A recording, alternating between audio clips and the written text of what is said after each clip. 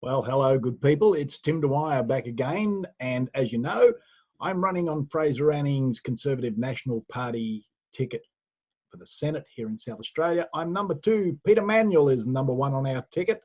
And the Fraser Anning team, I tell you what, we have done some stuff, and the same all across the country. Now, I've had a few people come back to me on different pages and groups and everything else and saying, well, we're not interested in your politics. Well, that's fine. You don't have to be. But let me tell you this.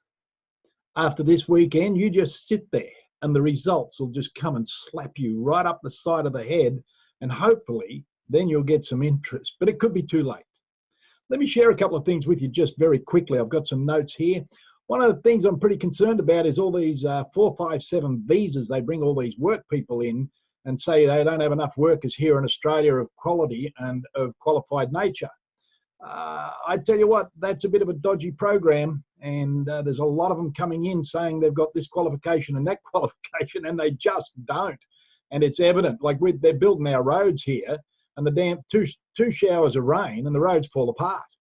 It's disgusting. It's horrendous. You know, the other thing that's happening is because of the United Nations, you see Australia's a signatory to the United Nations. Not a good thing. Might have been back in the day in 1919 when it was originally conceived. However, today, totally different animal. And because of that, because we're involved in the United Nations, Australia had to sign the documents at the Lima Convention to wipe out our industrial side, to wipe out our manufacturing. We had to do that so as that the emerging nations in Asia could grow and have some better lifestyle. So we had to give up our quality of life for their quality of life. That was a pretty good deal. In actual fact, that was the Labor government that did that. But don't worry, the Liberals didn't change it either. So they're both complicit. It's terrible. We need to get out of the UN. The other thing that the UN's doing is driving this climate change program. And quite frankly, look, we could go into the dark ages, shut everything down here in Australia, and the amount of no coal-fired power, no cars, no trucks, no generators, nothing, everything 100% green. And here's the difference it would make. Now listen to the number. I hope you've got a pen handy. Listen to this. It would be 0.00002% the difference it would make to the global climate, to the global CO2 levels. So let's drive ourselves with Billy Shorten's program back to the dark ages, turn the lights off for nothing.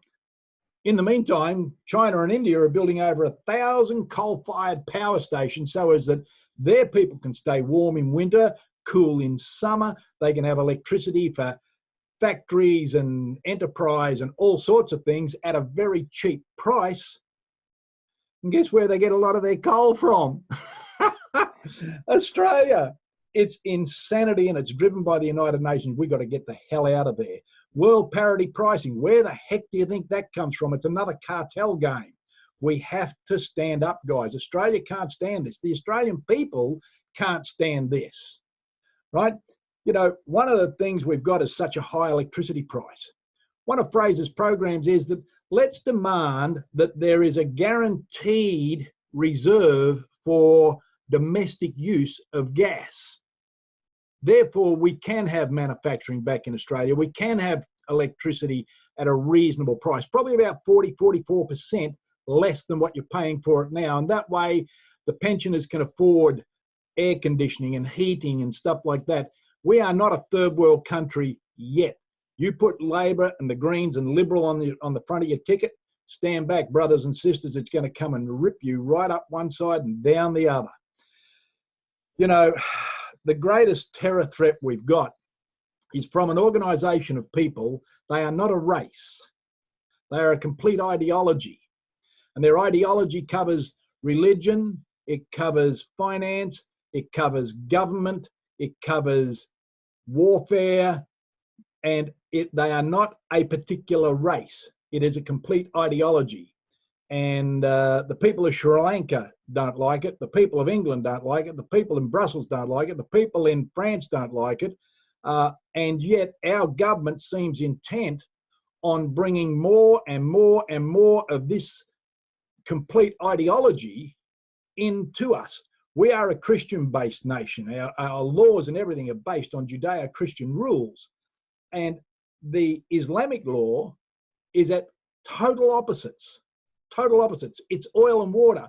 And yet and still you think by importing these people, it'll get better. Nope.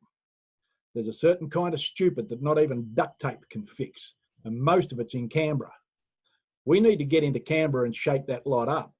Bring a big roll of duct tape, I'd say. Now, look, one of the things I want to point out is that it's not all about what's gone wrong. Let's have a look at what we can do to fix all this. What about we go back into nation building projects? What about if we took some pride, Australia? Kids, get away from in front of your games and put the damn phone down and get engaged in doing something that's really meaningful, that in generations to come, you can show your grandchildren that, look, I helped build that. I helped create this. I did this. This is our nation. Sense of pride. There's nothing wrong with being proud of your nation. Imagine the water infrastructure projects we could build. Imagine bringing manufacturing back into Australia. We may never get Holdens and Falcons and Toyotas and all Valiants and all those guys back here, but we can still go into manufacturing of other kinds.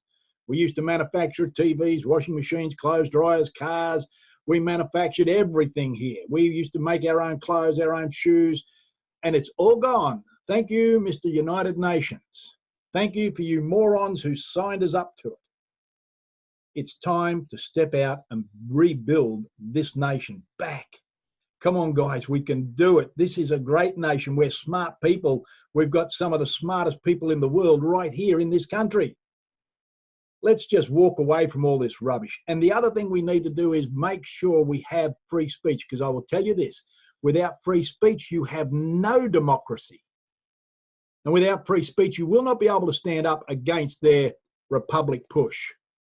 And they will push. And that's another video for another time. So thank you so much for listening. These are my thoughts. My name's Tim Dwyer, and I am running for the Senate in South Australia on Fraser Anning's Conservative National Party. And wherever you can find Fraser's ticket, that's where you need to put your vote. If you're sick and tired of being sick and tired of the lies and the dribble and the repeated Groundhog Day crap the others are coming out with, come with Fraser. You'll be fine. Come on, guys. Let's do this. Thank you very much for your time. You guys have a great day.